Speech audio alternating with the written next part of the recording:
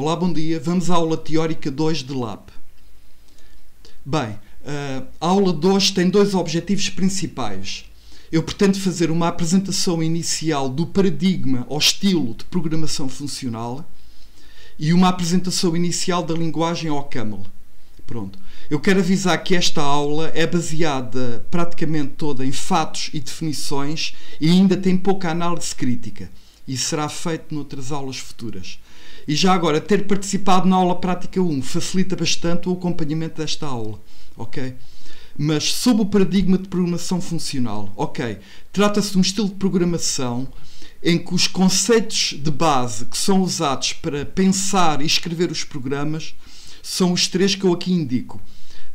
Usa-se a noção de função matemática, a aplicação, nós podemos aplicar, portanto, funções a argumentos, e temos avaliação de expressões.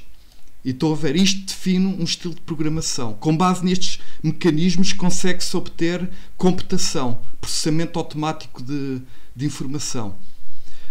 Entrando em alguns detalhes, para já, reparem, para lembrar, uma função matemática, portanto, é uma entidade que produz um resultado a partir dos argumentos. Portanto, mapeia argumentos em resultados.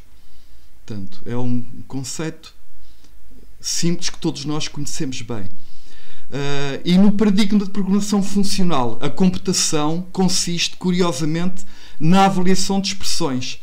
Portanto, quando eu mando avaliar uma expressão, inicia-se uma computação e a computação consiste em reescritas da expressão inicial. Há vários passos de simplificação que se chamam reduções. E quando finalmente chegamos a uma expressão que já não pode ser mais simplificada, essa expressão chama-se resultado. É engraçado ver aqui a definição objetiva do que é um resultado.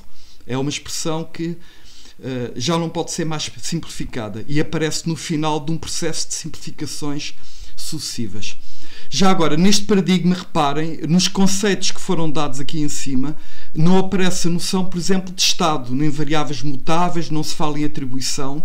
Portanto, esta informação é mesmo dada de forma exclusiva. O que não se diz aqui não é usado.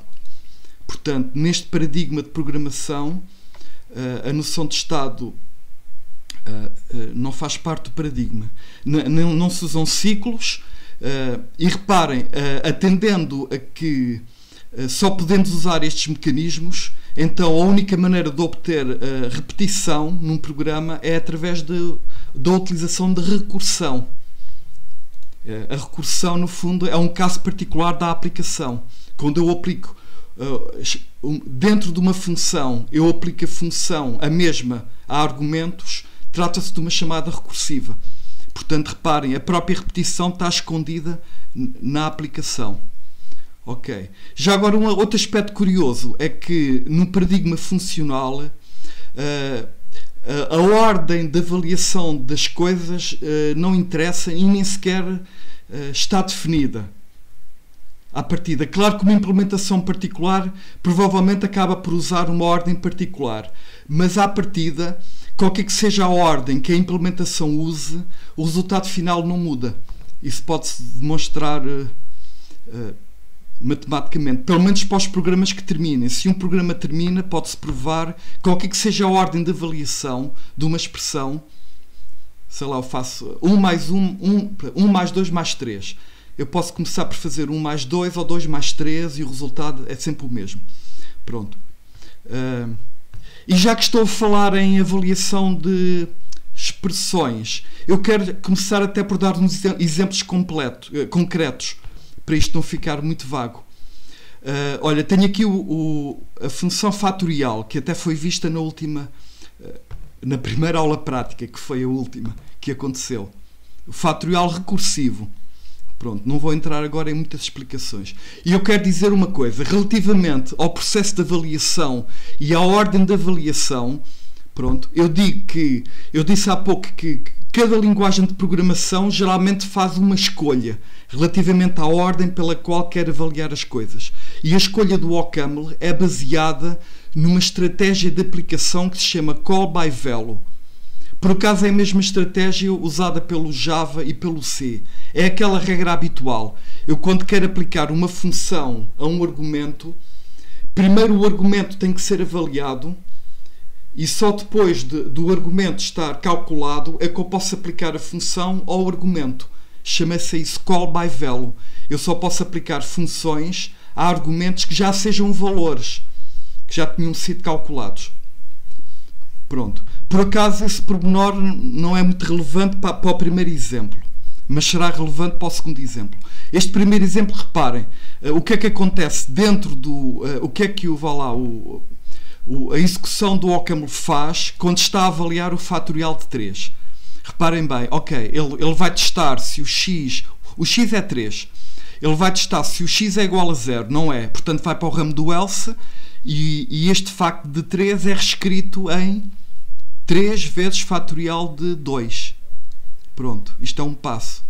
Agora, o 3 fica aqui quietinho porque não se pode ainda fazer a multiplicação e por causa do call by value que eu disse, eu para fazer a multiplicação tenho que ter um valor à esquerda e um valor à direita. À esquerda já tenho um valor, mas à direita ainda não.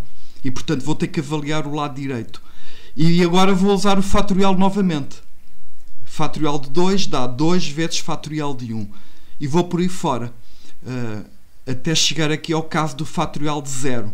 Porque agora acontece uma coisa diferente. Ok, esta parte permanece toda, mas o fatorial de 0, neste caso, tem um resultado já final, 1. E agora a conta pode ser feita e dá 6. Pronto, é isto que acontece internamente na máquina. Nós não observamos, mas convém saber isso. Olha, outro exemplo. Tenho aqui uma função que ilustra agora, que chama a atenção para o facto de se usar aquela estratégia call by value. Repare, eu não quero gastar muito tempo para se perceber bem a estratégia call by value. O ideal era compará-la com outras, mas eu não vou fazer isso. Não é muito relevante agora para... Era uma distração. Temos que nos focar em coisas mais importantes. Mas em todo o caso, reparem, estou a aplicar uma função anónima a um argumento que ainda não está avaliado. E a estratégia call by value obriga primeiro a fazer esta conta. O 2 mais 3 converte-se em 5. E agora é que eu posso aplicar a função ao argumento. Pronto. E basicamente eu pego o que eu escrevo aqui agora a seguir. É o corpo da função x mais 1 com o x trocado por 5. E o resultado dá 6. Eu há bocado falei em avaliações que terminam. Será que há avaliações que não terminam? É fácil. Vejam esta função disparatada, mas é uma função legítima em OCaml. Let rec loop de x igual a loop de x. Pronto. É uma função recursiva que no seu corpo... pronto. Sabem, esta função... repare, há funções recursivas que definem que são úteis. Por exemplo, esta função fatorial que está aqui definida realmente é útil para nós e permite-nos calcular o fatorial. Pronto. Mas eu, através da recursividade, também posso escrever coisas cuja utilidade é muito duvidosa. Por exemplo, para que é que serve esta função? Na verdade, ela vai causar um ciclo infinito. A única utilidade seria, por exemplo, quanto muito pôr o CPU a 100% para gerar calor, o que pode ser bom num dia frio de inverno. Mas, para além disso, não há grande utilidade para esta função. Mas vejam aqui este exemplo de avaliação que não termina. Olha, estou a aplicar esta função anónima. É uma função estranha também. Pronto. Não usa o x, mas é possível. Pronto. É um argumento que é loop de 3. E como eu disse, a primeira coisa a fazer é calcular o argumento. Então, vamos dar um passo de avaliação do argumento. E loop de 3 é convertido em quê? Em loop de 3.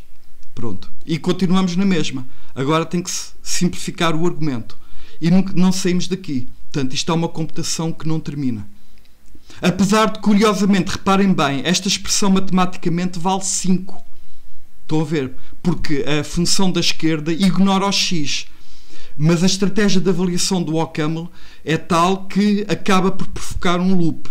Há outras linguagens funcionais, estou a pensar, linguagem Miranda, não sei, que usam outra estratégia que se chama call by name e ela produzia logo o resultado de 5, imediatamente. Pode-se dizer que tem uma estratégia de avaliação mais poderosa. Sim, mas... tudo bem. E, portanto, Estamos aqui a ver, está aqui um exemplo, portanto, de uma função escrita em OCaml, e estamos aqui a ver uma computação a acontecer numa linguagem funcional. Internamente o que acontece são coisas destas. Pronto. Se eu tivesse a explicar o funcionamento de um programa imperativo, a conversa seria completamente diferente. Eu teria células de memória, cujo valor ia mudando ao longo do tempo, ia falar em ciclos. Não falei nada disso. Pronto. Portanto, encerrada esta primeira questão da avaliação. Agora, falar um bocadinho da linguagem OCaml. Tenho aqui umas imagens pitorescas, mas capas de livros importantes, e fotografia de 4 cientistas com muito mérito que contribuíram para o desenvolvimento da linguagem OCaml. Não vou falar deles, mas a linguagem OCaml foi desenvolvida já agora em França, neste famoso Instituto de Investigação, no INRIA. Pronto. Foi sendo desenvolvida ao longo do tempo. Estou aqui a dar algumas características da linguagem. Ok, eu não vou referir isto tudo. Ok, há aqui uma coisa interessante que deriva de uma linguagem chamada ML. É daqui que vem a parte ML, a terminação do nome. E ML quer dizer Meta Language.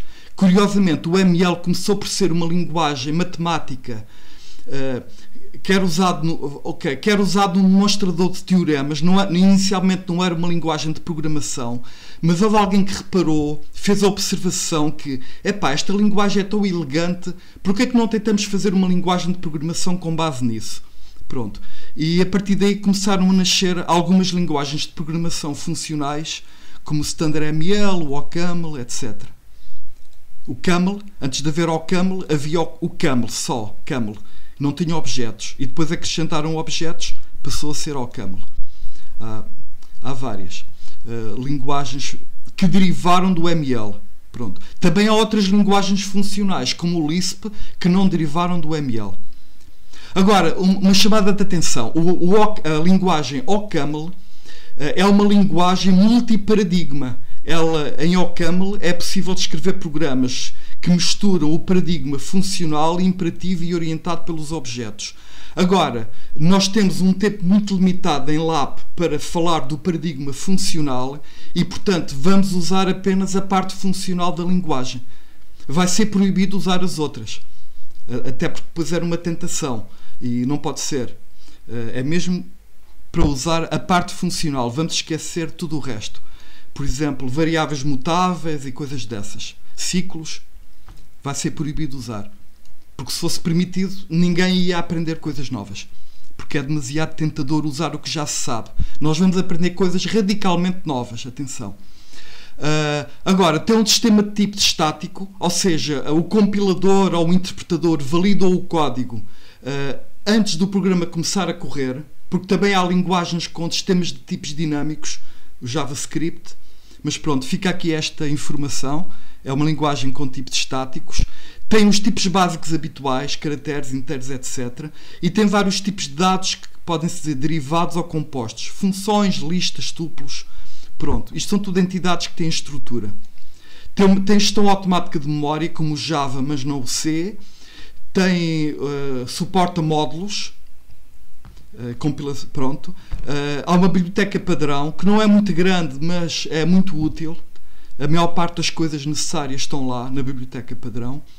E agora, curiosamente, isto vão achar estranho, a linguagem não tem uma normalização oficial. Por exemplo, a linguagem C, a linguagem Java, etc. Não, a Java tem um dono, mas por exemplo, o C...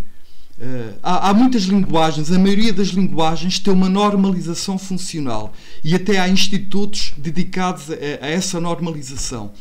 O OCaml não. A OCaml tem um dono, que é o INRIA, e a implementação que eles produzem, eles já fizeram várias, funciona como um padrão de facto. E, portanto, ao contrário do C, por exemplo, que tem várias implementações alternativas, há a implementação da IBM, a implementação da GNU, que vem com o Linux, a implementação da Microsoft, que vem no Visual Studio, por exemplo. O OCaml não, pronto, tem aquela implementação. E já agora, o OCaml tem vários usos na indústria. Pronto, é uma linguagem muito minoritária, mas pronto, podem ler coisas aqui interessantes sobre usos na indústria. Apesar de tudo, o OCaml é uma linguagem muito minoritária e que agora está a ser aqui usada como veículo de aprendizagem. Eu podia ter escolhido outra. Eu tenho razões para ter escolhido esta. Pronto. Já agora, uma curiosidade, a linguagem OCaml é muito usada em França, não admira, e em França há muita procura por programadores de OCaml. As universidades francesas até têm muita dificuldade em conservar pessoas que sabem programar bem OCaml, porque a indústria apanha essas pessoas e pagam salários muito elevados em França. Bem, já agora, porque é que vamos trabalhar com linguagem OCaml em LAP? Mais um tópico. Olha, eu acho que vou seguir mesmo o que está aqui escrito, porque eu pensei muito nisto. Número 1. Ganhar experiência num paradigma de programação novo para abrir horizontes e para ampliar a imaginação. Estão a ver? Vocês vão ser expostos a uma forma de programação radicalmente diferente daquilo que aprenderam até ao momento. Aliás, é por essa razão que o OCaml aparece em LAP em primeiro lugar. Os alunos vêm, esperemos, com uma cabeça um pouco mais fresca e com o espírito mais aberto a coisas novas. Pronto. Isto é a parte mais importante. Pronto. Mas, pronto, há outros objetivos importantes. Tomar contacto com uma linguagem que tem um sistema de tipos completamente estático e que suporte inferência de tipos.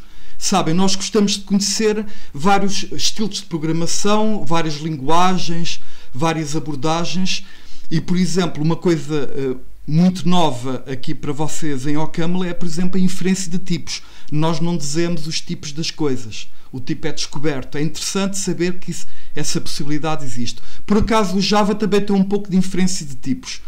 Nos genéricos, o tipo, o parâmetro de tipo genérico geralmente é inferido. Nós podemos explicitar, mas ele geralmente é inferido. Trabalhar com uma linguagem que tem um interpretador, talvez não tenham tido essa experiência no passado, é interessante ver como é. E também, pronto, este é agora menos importante, mas a verdade é que a linguagem OCaml tem um sistema de módulos que é considerado exemplar, é muito imitado e muito sofisticado, e nós vamos trabalhar com os módulos do OCaml. Na verdade, vamos apenas aprender as partes mais básicas do sistema de módulos. Mas é uma introdução e vai ser útil. E, portanto, há várias razões para trabalhar com o OCaml na disciplina. E vão aprender novos mecanismos, etc. E ampliam o vosso conhecimento daquilo que existe na informática. Agora, portanto, eu já disse que em LAP vamos usar, está aqui carregado, apenas a componente funcional da linguagem, para podermos aprender o estilo de programação funcional sem distrações. Vamos focar apenas no paradigma de programação funcional. E agora, falar um pouco da sintaxe. O que é que eu posso escrever num programa em OCaml? Olha, é bastante simples. Um programa em OCaml, basicamente, é uma sequência... Isto é um pouco simplificado. Uma sequência de funções. Na verdade, pode haver também... Ou melhor, uma sequência de definição de funções. Na verdade, pode haver lá pelo meio algumas constantes inteiras definidas, por exemplo, ou expressões para avaliar. Mas tipicamente é função, função, função, função, e cada função pode chamar as funções que estão para trás, não para a frente. As funções podem ser recursivas. E agora, o que é que eu posso escrever no corpo de uma função? Olha, o essencial está aqui. Posso usar a aplicação. Está aqui um exemplo de uma aplicação, ou seja, eu estou a aplicar uma função a um argumento. Se quiserem podem também falar em chamar uma função. Tudo bem? Ok. Eu tapei a imagem porque eu descobri há dias que aquele videozinho, a minha imagem no canto inferior direito, torna o vídeo 3 vezes maior. E eu já devia ter escondido a imagem. Só aquela. Porque estão a ver, de resto a imagem é bastante estática. E eu gosto de pôr a minha imagem, pelo menos, para as boas-vindas e para a despedida. O resto é menos importante. Outra construção que existe em OCaml, o if then else. Pronto, isto está aqui um exemplo qualquer. Se estou a chamar esta função que se percebe que é booleana. Se o resultado for true, o resultado é x. Se não, é x menos 2. Portanto, isto é uma expressão que tem um valor, e o valor ou é x ou é x sobre 2. Ok? Deixa-me abrir aqui uma janela para verem uma coisa. Já agora, o Java também tem um if then else deste estilo, que é assim. Em Java há expressões que têm esta forma. Por exemplo, teste, ponto de interrogação, alternativa 1, 2 pontos, alternativa 2. Portanto, em Java isto é uma expressão que representa o mesmo conceito que eu acabei de mostrar em OCaml. Eu até posso fazer, sei lá, uma variável recebe aquilo. Pronto. Já agora, o if then else do Java já não é uma expressão, é uma instrução. Portanto, cuidado. O Java tem dois ifs diferentes. Tem o if expressão, que se escreve assim, e equivale em Java ao que estão a ver em baixo, e tem o if then else, que já não é uma expressão, que é um comando ou uma instrução. O if then else não produz resultado, produz ações, que é outra coisa. Ok, avançando. E cá está, olha, o exemplo de uma função que engloba tudo o que eu referi. Reparem, é uma função recursiva que usa o if then else, e tem várias aplicações. Vamos ver as aplicações que estão aqui. Eu estou a ver umas 4, salvo erro. Isto é uma aplicação, é a função iguala, que está a ser chamada com 2 argumentos. Pronto, usa-se notação infixa, mas não deixa de ser uma função. Temos aqui o subtração, outra função, temos a multiplicação e temos a chamada do fatorial. Portanto, este pedaço, o corpo do fatorial tem 4 aplicações e tem um if. Pronto. Uma das aplicações é recursiva. E para já é o que eu vou ensinar sobre a sintaxe da linguagem. E fiquem a saber que a linguagem OCaml é bastante simples e que eu acabei de apresentar o que às vezes se chama o núcleo da linguagem. Eu com isto já consigo programar imensas coisas. Pelo menos que envolvam inteiros. Eu estou a trabalhar aqui só com inteiros. Pronto. Pronto. E agora, pronto, reparo, o que eu estou a fazer agora é apresentar de forma relativamente sistemática os aspectos mais básicos da linguagem OCaml. Espero que não seja muito árida a explicação. É dizer, existe isto e aquilo. Vamos a isso. Já virão umas coisas mais interessantes mais adiante. Mas para já, sobre a sintaxe, olha, está aqui o resumo da sintaxe que eu estou a ensinar.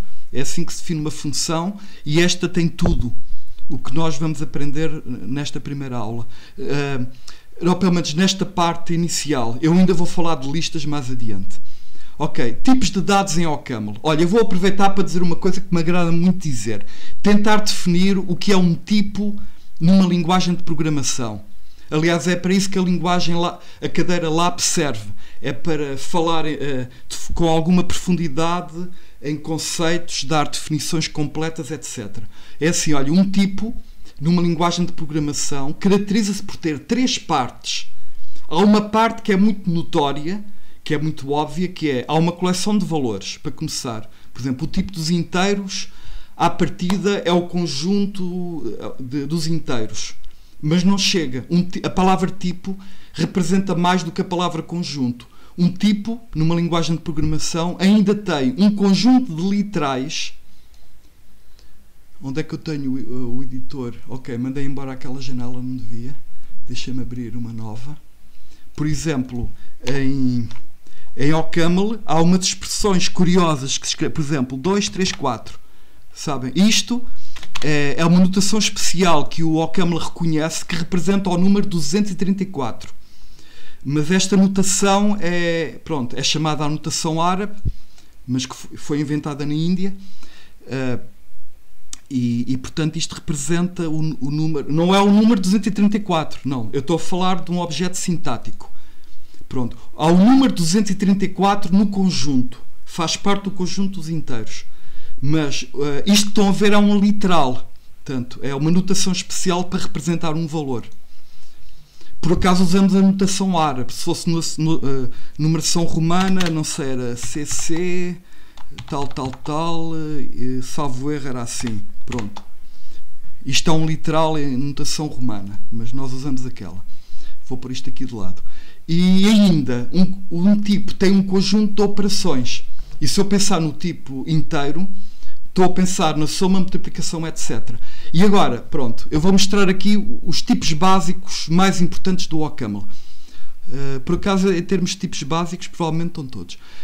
Ok, temos o tipo inteiro, que se escreve int. Estão aqui dois exemplos de literais, um positivo e um negativo, e tenho aqui uma lista de operações. Pronto. Eu acho que vou... Deixa-me desviar isto aqui para o lado e vou ativar aqui o OCaml. Fazer umas experiências. Ups, deixa-me puxar para aqui, reduzir o tamanho. Acho que assim está bom. Ok, por exemplo isto. Vou meter isto. Estão a ver, o OCaml diz que se trata de um valor inteiro. E tenho várias operações. Olha, esta constante muito interessante, maxint, é o maior inteiro positivo que eu posso representar em OCaml. Também há o inteiro mais pequeno, pronto, que é aquele. Ok, e eu tenho aqui deste lado várias operações. Por exemplo, a soma. O mais 1 dá 2. E portanto, ok, para números reais está aqui o exemplo de um literal e estão algumas operações sobre reais aqui à direita. Strings é outro tipo básico. Estão aqui dois exemplos de strings. Pronto. E operações sobre strings. Olha, curiosamente, a concatenação escreve-se assim com o chapelinho, mas as outras operações que existem úteis sobre strings estão arrumadas num módulo.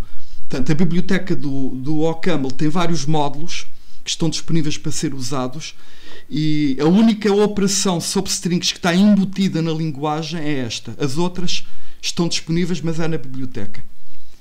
Pronto. Eu, se quiser, por exemplo, achar o comprimento de uma string, olá, olé, e o resultado é 7. Pronto. Há um tipo booleano. Estou a ver aqui as operações sobre booleanos. A negação, o ou e o and escrevem-se assim. Há um tipo char. Vejam os literais. Os literais escrevem-se com plicas, enquanto que as strings é com aspas.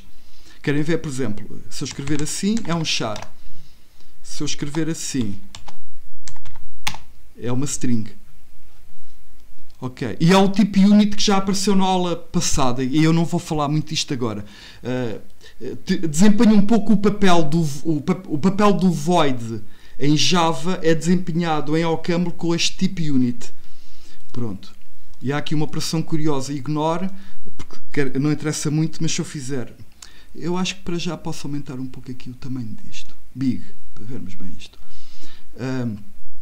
Se eu fizer, isto não interessa muito, mas ignore o mais 1. Ok, o mais 1 dá 2. Se eu fizer ignore, ele ignora e produz aquele valor. Há situações em que aquilo é preciso. Coisas um bocadinho técnicas. Tipos compostos. Às vezes chamam-se derivados. Pronto. Ok. Por exemplo, o tipo do fatorial que vimos há bocado. Deixem-me ter o fatorial. Estão a ver? Olha. É uma função que vai de inteiro para inteiro. Pronto. Usa-se aqui. Isto é a notação da teoria de conjuntos. Como ouviram talvez falar na aula prática, não sei. Conhecem muito bem esta notação, não é? Isto é o conjunto de todas as funções que vão de A para B. E portanto, usa-se a notação de teoria de conjuntos para representar estes tipos. Portanto, há aqui o exemplo de uma função. E qual é a operação mais importante associada às funções? É a aplicação. Pronto. As funções servem para ser aplicadas a argumentos. Ok, olha, há tuplos pré-definidos. Querem ver, por exemplo, este tuplo. Ok. É um par ordenado, neste caso. Em geral há triplos, quádruplos, há tuplos, em geral. E o tipo dos tuplos usa também a notação matemática. Não sei, talvez se lembrem disto. Isto é o produto cartesiano de conjuntos. É o conjunto de todos os pares ordenados, que tal e tal. Pronto. E estão a ver. E eu estou aqui a usar este plica A, isto geralmente lê-se alfa e beta. Isto é para dizer que este tipo pode ser qualquer. Em particular, no exemplo que eu dei, o alfa e o beta é inteiro e inteiro. Mas isto é aquilo que se chama variáveis de tipo. Isto quer dizer que este operador de tipo seta pode envolver dois tipos quaisquer. Há o tipo do argumento, o tipo do resultado. Portanto, é uma maneira de dizer aqui. Mas o próprio OCaml aceita isto. Já agora, querem ver, se eu tiver, por exemplo, um caso engraçado. Isto não interessa. Por exemplo, esta função, a função identidade, que, ok, estão a ver, é uma função que vai de alfa para alfa. Portanto, estes tipos, mesmo com variáveis, fazem parte da linguagem. Puxar um pouco para cima. Ok, há aqui partes que agora não dá para explicar, que estão aqui por uma questão para que este texto seja fácil de consultar no futuro. Mas, ok, sobre listas ainda posso dizer, ok, estão a ver, olha, isto é um literal que representa uma lista com 3 inteiros, é uma lista de inteiros, portanto, estou a ver, há um tipo list, e depois há aqui estes 2 conceitos que não dá para explicar agora. Pronto, tipos produto e tipos soma. Mas fica aqui para se falar, vão haver aulas sobre isto mais tarde. Agora, um aspecto muito importante da linguagem. Viram, eu quando metia aquela função fatorial, eu não disse o tipo do argumento x, nem o tipo do resultado, mas o OCaml descobriu o tipo das coisas. Pronto. Olha, tenho aqui vários exemplos de funções. Por acaso aqui decidi usar funções anónimas e tenho, portanto, a função à esquerda e o respectivo tipo à direita. Deixem-me ver, por exemplo, um caso ao calhas, por exemplo este. Vou meter a função e estão a ver, float. Há aqui uma questão, como é que o OCaml descobre o tipo do argumento e o tipo do resultado, atendendo a que nós não indicamos? Bem, para já, a linguagem OCaml é estaticamente tipificada. Portanto, o compilador do OCaml, ou o interpretador, precisa mesmo de associar um tipo ao x, ao argumento x e ao resultado, até antes de gerar código. Portanto, é assim que funciona. A inferência de tipos funciona com base em 2 coisas. Mas a primeira é a utilização do argumento do lado direito, no corpo da função. Estão a ver, por exemplo, aqui em cima, este x está a ser usado numa soma. E este operador mais, em OCaml, está reservado para os inteiros. Ao contrário do Java. Em Java, este operador designa 3 operações diferentes. Soma de inteiros, soma de reais e concatenação de strings. Em OCaml não, é apenas a soma de inteiros. E portanto é assim que é a partir daqui que o OCaml descobre que o x tem de ser inteiro e que o resultado é inteiro, porque inteiro mais inteiro dá inteiro. E o OCaml faz questão de descobrir o tipo mais geral possível. Por exemplo, será que é o risco do OCaml considerar que o x é um número inteiro par? Era compatível com isto. Esta função também dá para os números pares. Não. O OCaml faz questão de descobrir a função, o tipo mais geral de todos. E, portanto, o tipo mais geral abarca os inteiros todos. Esta função está definida para todos os inteiros. Olha, vejam aqui esta está definida para strings. Já vimos que o chapéu é a concatenação de strings e, portanto, percebe-se de onde é que este tipo vem. O x é uma string e string concatenada com string dá string. Portanto, acabou o mistério. Outro ponto em que também contribui para a inferência de tipos é o argumento.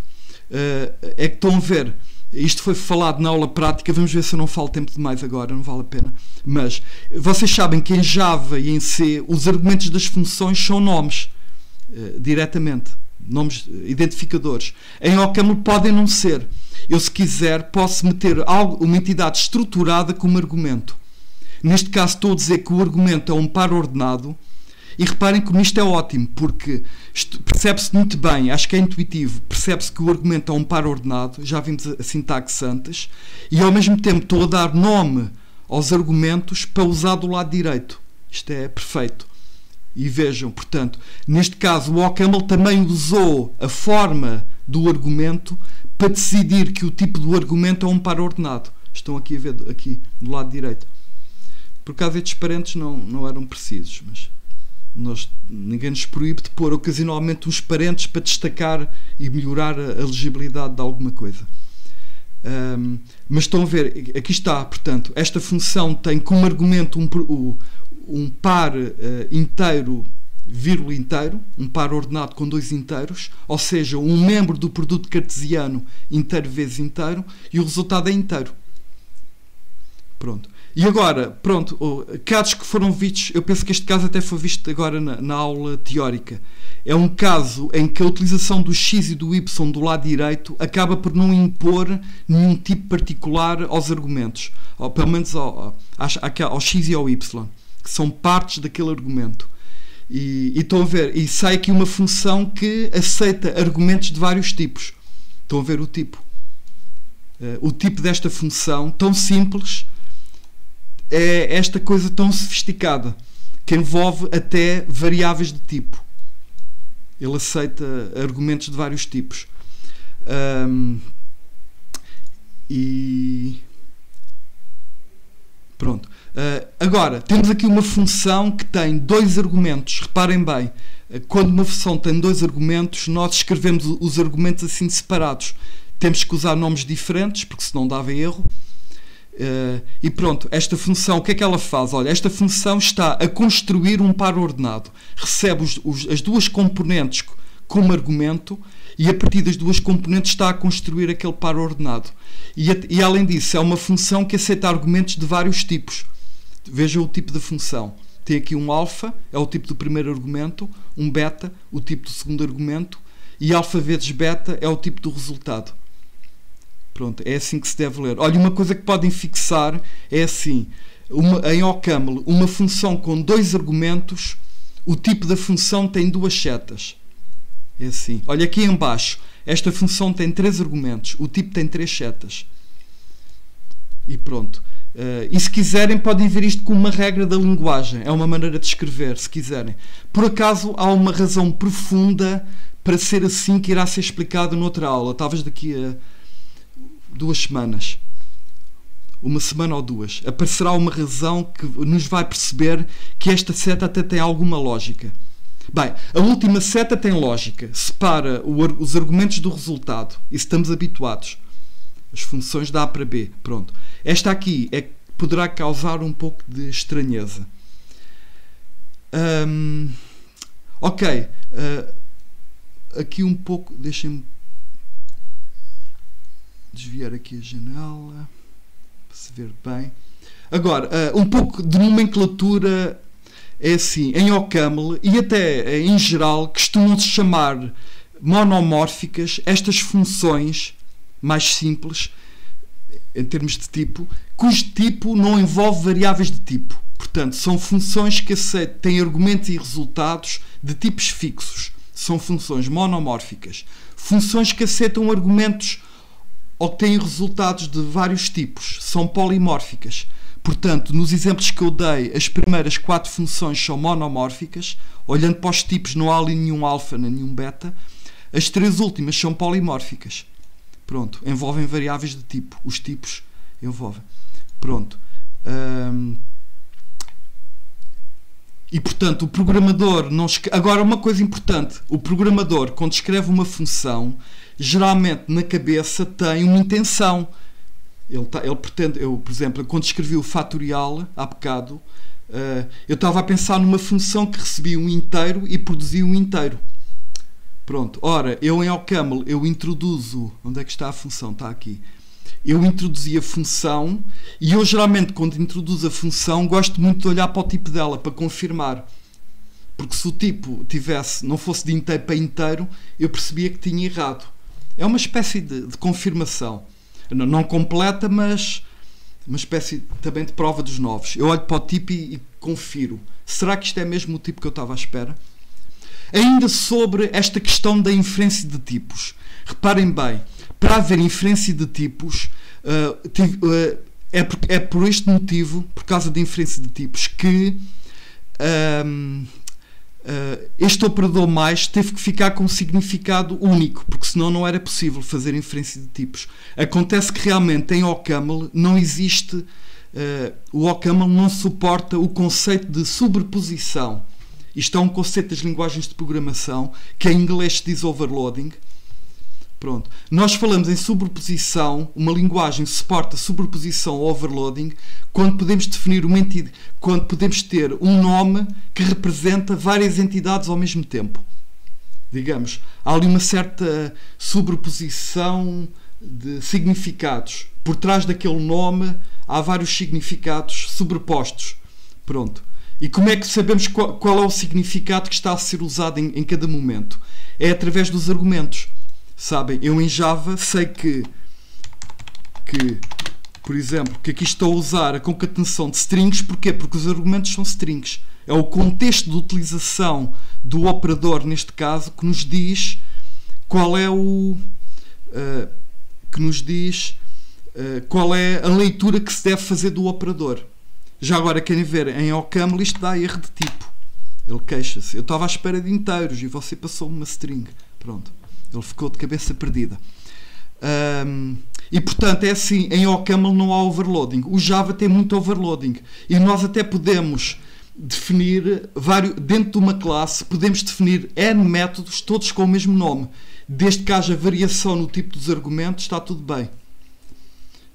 Por exemplo, estou-me a lembrar da operação do println. O println é um método, ou melhor, são vários métodos, todos com o mesmo nome. Há um println que sabe imprimir strings, outro println que sabe imprimir inteiros, por aí fora. Salvo erro, se bem me lembro, há 9 versões do println. Porque é fácil dizer isto. O Java tem 8 tipos básicos. Pronto. Portanto, e eu estou a arriscar, agora não tenho certeza, mas com a certeza que será. E portanto deve ter 8 versões do println para os tipos básicos e mais uma versão para os objetos. E já agora a versão dos objetos chama primeiro o toString ou a string, não sei, converte para string e depois é que imprime. Pronto. Ok, estamos aqui, reparem, a fazer uma apresentação da linguagem. Operadores. Ok, tenho aqui uma lista não exaustiva, mas é o que é útil neste momento. Tenho aqui uma lista dos operadores mais usados em OCaml e uma comparação com o Java. Estão a ver? Há muitos operadores que são iguais, mas há alguns que são diferentes. Por exemplo, o not. O not escreve-se em Java com um ponto de exclamação, em OCaml é assim not. Outro muito importante, como é que é a comparação, a igualdade, portanto, o operador de igualdade. Em OCaml usa-se o igual. Em Java usa-se igual. Nós aqui temos azar porque em Java também é um operador igual. Querem ver? Por exemplo, 1 igual a 1, que neste caso até dá true. Mas isto não é igualdade, isto é outra coisa. Deixa-me experimentar uma coisa. Vou comparar o olá com o olá. Deu falso. Estão a ver? Portanto, isto não é igualdade. Não vou dizer o que é aquilo. Mas é um operador que nós não queremos usar de todo. É uma coisa muito técnica, é tão técnica, tão obscura, que nem merecia ter este nome. Devia ter um nome mais estranho, sei lá, dólar, igual, qualquer coisa assim. Mas não. É uma infelicidade terem dado um nome tão simples a um operador. E ainda por cima, depois nos programas, a pessoa escreve igual e o compilador aceita o código e em muitos casos o igual até funciona, etc. É um bocadinho perigoso. Olha, o diferente escreve-se desta maneira. Pronto. Já agora, as regras de precedência são semelhantes às do Java. Por exemplo, o asterisco tem precedência sobre o mais. O vezes tem precedência sobre o mais. Pronto, é o normal. Agora, há um aspecto importante. Numa expressão complexa, por exemplo, olhem para esta expressão complexa, eu quero dizer uma coisa importante, é que, apesar de tudo, o que tem mais prioridade é a aplicação. Se eu tiver uma coisa destas, fx, isto tem prioridade ainda sobre o vezes. Por isso é que eu pus aqui parênteses. Não estão a ver. Deixem-me puxar para baixo. Por isso é que eu pus aqui estes parênteses. Porque como a chamada de uma função com esta notação prefixa, assim, em primeiro lugar, tem prioridade sobre os outros operadores todos. Se eu não tivesse posto estes parênteses, ia-se considerar que o fatorial era aplicado apenas ao x. E isto depois dava uma função que não fazia sentido, que aliás nunca terminava, porque estava a definir o fatorial de x à custa do fatorial de x. E isso não define nada. É uma coisa que eu posso escrever, mas é um disparate, que não ajuda. É interessante que isto às vezes dá que pensar. Há coisas que podemos escrever, mas que não definem nada, que não têm sentido. Pronto. Comentários em OCaml. Ok, tenho aqui 2 exemplos, que não preciso dizer mais, são auto-explicativos. Para comentários não há mais alternativas. É assim e acabou. E, sabem, eu acabei de fazer uma introdução aos aspectos mais básicos da linguagem OCaml, aqueles conceitos mesmo essenciais. Os tipos, existe inferência de tipos, etc. Eu agora vou mudar um bocadinho de tema e vou falar, para acabar a aula, de listas ainda. Porque este é um tipo de dado estruturado que vai aparecer já na aula prática número 2. Portanto, eu vou introduzir aqui o essencial das listas, como é que eu trabalho com listas em OCaml, e na próxima aula vamos também trabalhar muito com listas. Vou dar muitos exemplos. A aula vai ser mais divertida do que esta, porque vou desenvolver ao vivo a resolução de alguns problemas. Estou a ver com listas, no meio de outras coisas. Mas vai haver um período para aí de 15 minutos que vai ser isso. Programação ao vivo, com listas. Pronto, então, deixem-me olhar aqui para a lista dos tipos do OCaml. Portanto, há aqui um tipo list, estão a ver, que se escreve assim. Por acaso, nas listas, no tipo das listas, a palavra list é um nome que aparece no fim. Por exemplo, se eu meter esta lista, que é de inteiros, o tipo é intlist. É assim. Pronto. Então é assim, olha, portanto, o que vai acontecer é o seguinte agora. Eu vou apresentar um tipo de dados novo em OCaml. É um tipo de dados estruturado. E a maneira ideal de apresentar isto tem 3 passos. E sabem, isto é uma rotina que eu vou fazer repetidamente. Eu vou apresentar em aulas futuras alguns tipos de dados do OCaml, tipos de produto, tipos de soma, etc. E a sequência da minha apresentação vai ser sempre esta. Ok, número 1. Como é que se escrevem literais, listas literais? Isto é, qual é a notação que o OCaml oferece para nós escrevermos listas diretamente? Quais são os literais? Estão aqui exemplos. Basta dar exemplos que isto percebe-se bem. Olha, tenho aqui uma lista de inteiros. Está aqui o tipo à direita. Tenho uma lista de strings. Se desconfiarem, deixem-me pô-la para vocês verem. É uma lista realmente de strings. Isto é interessante. O que é isto? Olhando bem, vê-se bem. É uma lista de inteiros. Portanto, é int list list. Portanto, é uma lista de listas. E este último é interessante também para animar. Bem, isto parece ser uma lista de funções. Estes parênteses aqui não são precisos, mas eu coloquei-os para tornar mais claro o exemplo. Estão a ver, olha, aqui está. É uma lista de int para int. Portanto, isto é o tipo dos valores que fazem parte da lista e aparece-lhe isso no fim. O OCaml apresenta sempre, quando eu introduzo uma lista destas, ele mostra a lista, mas como se trata de funções, o código das funções já foi compilado e eu já não tenho acesso. O OCaml mostra aquilo que pode. Ele está só a avisar que está aqui uma função e está aqui outra função. Estas funções eu posso aceder a elas. Elas fazem parte da lista. Eu posso ir lá buscá-las e usá-las. Simplesmente o código-fonte, o OCaml já perdeu o código-fonte. E, portanto, não o mostra. Ok. E, portanto, sobre literais estamos falados. Portanto, a palavra literal é uma palavra que convém fixar. Não sei se estão habituados a ela. Pronto. Tecnicamente, uma constante é outra coisa. Uma constante numa linguagem de programação é um nome ao qual nós damos um significado. Por exemplo, let r igual a 6. Eu digo que este r é uma constante. O 6 é um literal. São coisas diferentes. Pronto. Mas isto, às vezes, nós baralhamos as coisas e nós sabemos sempre o que é que se quer dizer. Não convém ser demasiado assim, picuinhas, às vezes se diz. Ou pedante. Pronto. Apesar de tudo, eu tento ser um bocadinho pedante quando falo. Eu sou professor das teóricas e eu gosto de tentar usar um vocabulário rigoroso. Portanto, eu tenho essa responsabilidade. Eu, em princípio, nunca me vou enganar. Espero. Vou sempre dizer questão literal. Pronto. Continuando. Ponto número 2. Vamos aqui à lista de coisas para fazer. Eu quero saber agora como é que eu construo uma nova lista a partir de listas mais simples. Por acaso é muito fácil em OCaml. Pelo menos é simples. Olha, esqueci-me de uma coisa. E esta lista aqui, a lista vazia, qual é o tipo dela? Isto é importante. Eu deixei o melhor para o fim, por isso é que eu saltei.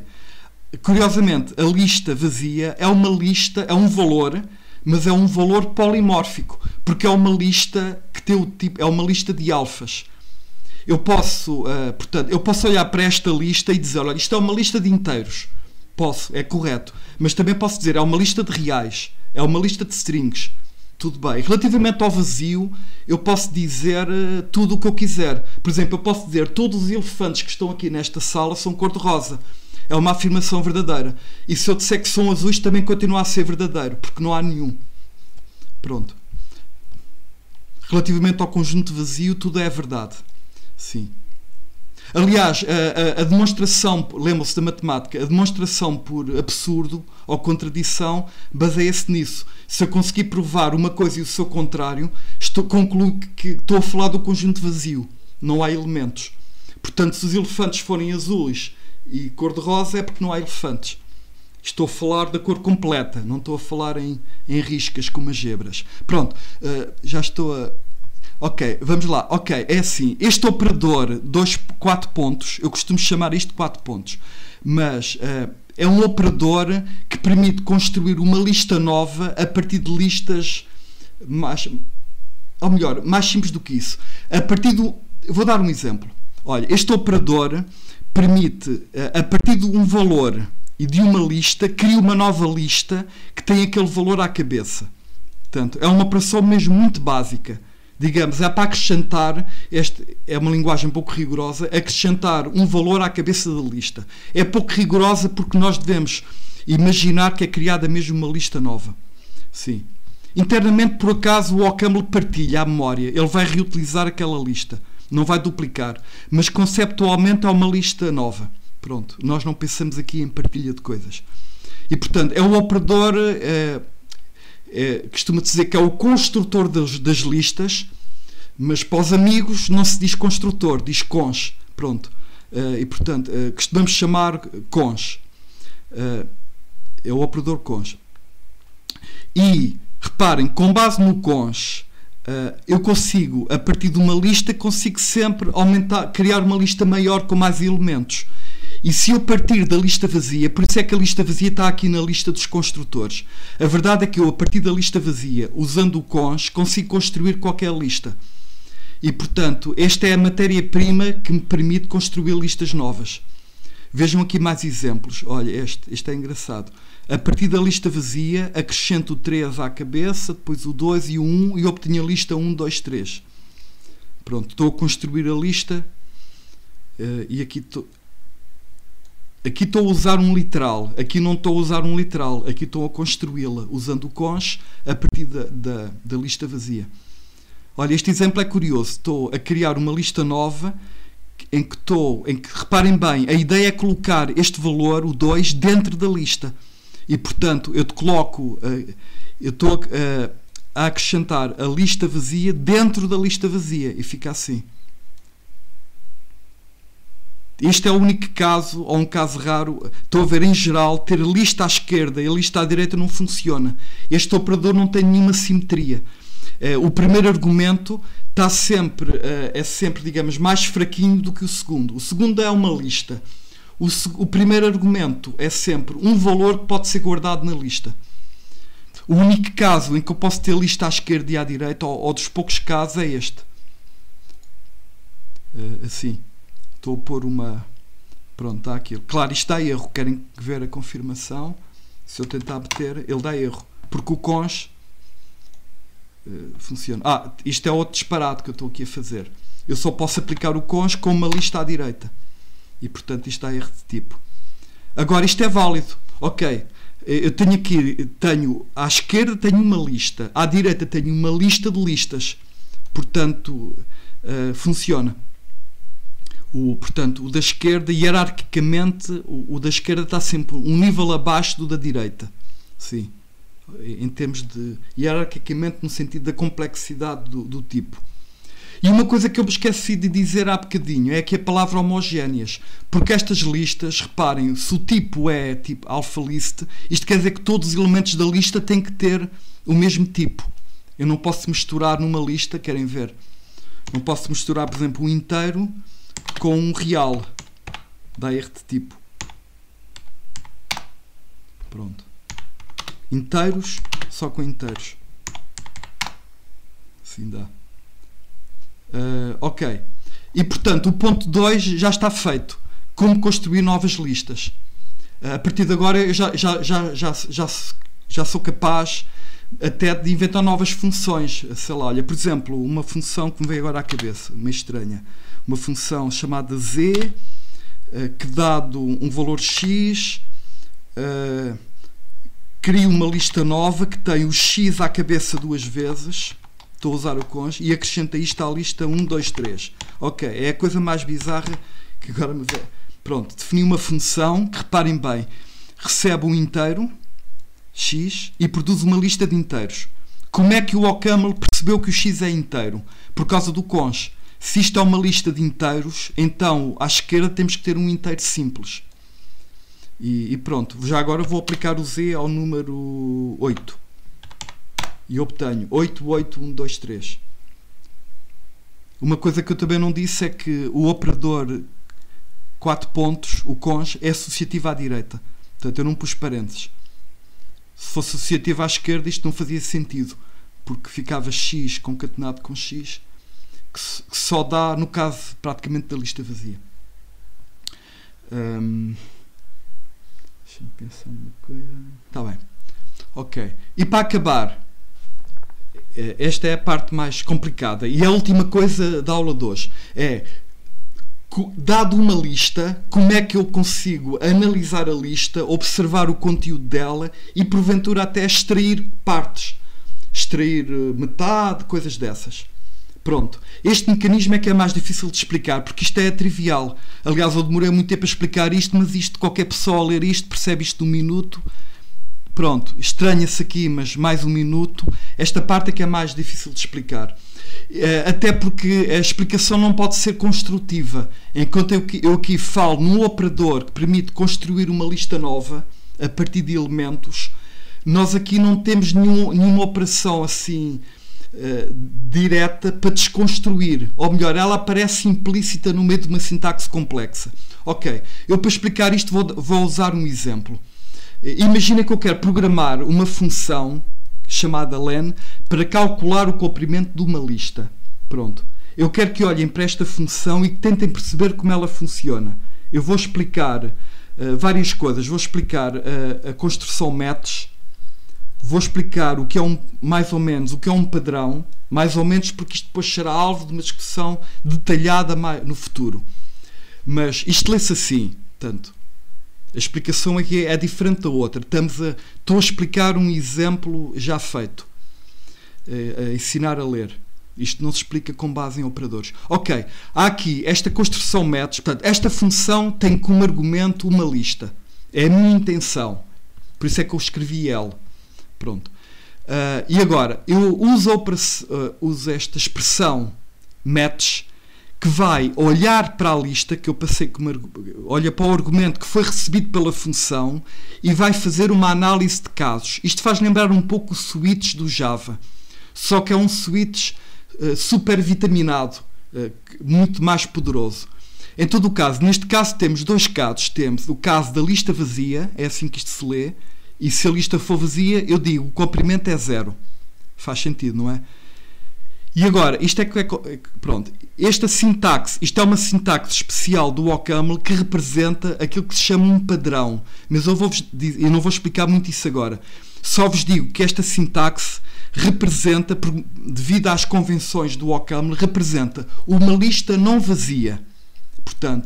Portanto, este match, no caso do else ser uma lista não vazia, o match vai escolher um destes ramos, vai escolher o ramo de baixo, e neste caso o resultado é 1 mais o comprimento da cauda. Eu também ainda não disse como é que isto se lê. Isto é um padrão que representa uma lista não vazia que tem o X como cabeça e tem o XS como cauda. Portanto, o próprio padrão introduz variáveis que podem ser usadas à direita. Eu aqui estou a ignorar o X, mas estou a usar o XS.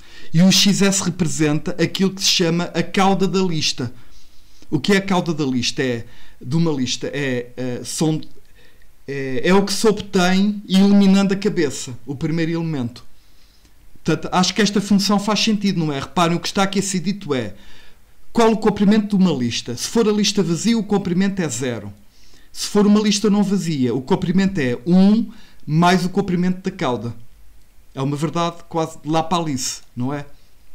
Se eu quero achar o comprimento de uma lista, então é 1 mais o comprimento da cauda. Se nós tivermos uma boa intuição do que é o comprimento da lista, temos que ter essa intuição.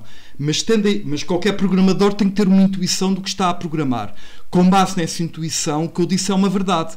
É 1 mais o comprimento da cauda. E o que é curioso é que essa verdade óbvia é suficiente, porque isto depois vai ser rotina no futuro, é suficiente para obter código que funciona. Pronto, mas eu já estou... E, portanto quando eu quero analisar uma lista, eu tenho que fazer como exemplifiquei aqui. Uso a construção match. A construção match faz uma análise de casos. Eu tenho que prever aqui os casos que me interessam. Aqui tenho só 2, às vezes há mais. E para cada caso eu digo qual é o resultado. E depois tenho que pensar recursivamente. E é assim que sai. Portanto, como é que eu decomponho uma lista em partes? Como é que eu analiso uma lista? A resposta é usando a expressão match, ponto final, que tem esta complicação toda. É mais difícil de explicar do que o conj, como vem. E é preciso um exemplo. Já agora, vamos ver aqui outro exemplo interessante. O que é que faz esta função? Bem, o nome já diz tudo. Mas olha, reparem bem. Ela recebe uma lista, L, se a lista for vazia, sai a lista vazia. Portanto, já estamos a ver que o resultado é uma lista. Pronto. Outra coisa interessante. O argumento. E se a lista for não vazia? Olha, eu aqui estou a dizer que no caso da lista ser não vazia, eu estou logo a dizer que a lista com que eu estou a trabalhar é uma lista de pares ordenados. Pronto. Trata-se de uma lista de pares ordenados. Estão a ver? A sintaxe é bastante clara. Pronto. E o que esta função está a fazer é, pega no primeiro par ordenado, troca a ordem e coloca isto à cabeça de uma lista que tem como cauda a chamada recursiva do XS.